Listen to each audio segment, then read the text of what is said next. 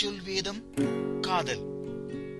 உலக காவியம் முதல் உள்ளூர் காவியம் வரை ஓவியம் படைக்கும் ஒற்றை சொல் காதல்.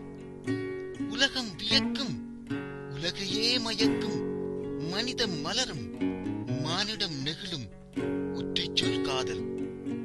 இரு இதயங்கள் சங்கமித்து ஒரு இதயமாய் உதயமாகி வாழ்வின் அந்தி வரை அறிந்திக் கொண்டே இருக்கும் தேவாமிர்தத்தின் ஒற்றை சொல் காதல்.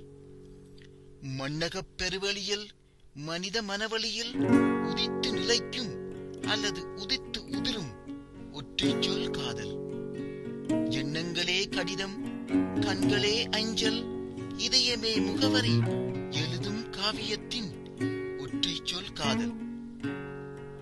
மானுட இருப்பில் காலத்தின் கணக்கில் தோன்றி மரித்து மாற்றம் தரித்து வாழ்ந்து முடிப்பர் காதலர்கள்.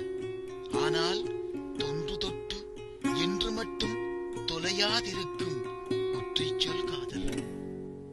பார்த்ததும் பூக்கும், பார்த்து பழக பழக பூக்கும், ஒன்று விட்டு ஒன்று மாறியும் பூக்கும், ஒருதலையாய் கூட பூக்கும் ஒற்றை சொல் காதல்.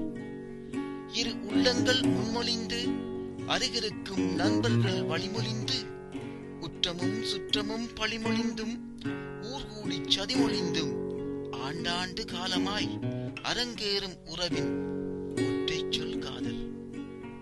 பூக்கொடுத்து ஆரம்பித்து முள்விரிப்பில் நடை தொடர்ந்து ஏமாற்றத்தை பின்தொடர்ந்து அவமானத்தை அள்ளி முடிந்து நம்பிக்கையால் உயிர்த்து வந்து நங்கூரம் போல் நிலைத்திருப்பதன் ஒற்றை சொல் காதல்.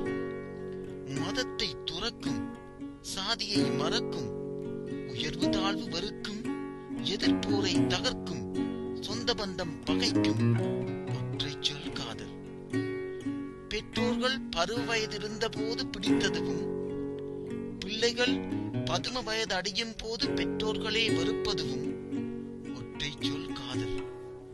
காதல் என்பது அனுபவம், காதல் என்பது அழகு, காதல் என்பது கலை, காதல் என்பது பரவசம், காதல் என்பது நவரசம், காதல் என்பது நம்பிக்கை, காதல் என்பது மகிழ்ச்சி, காதல் என்பது போராட்டம், காதல் என்பது உந்து சக்தி.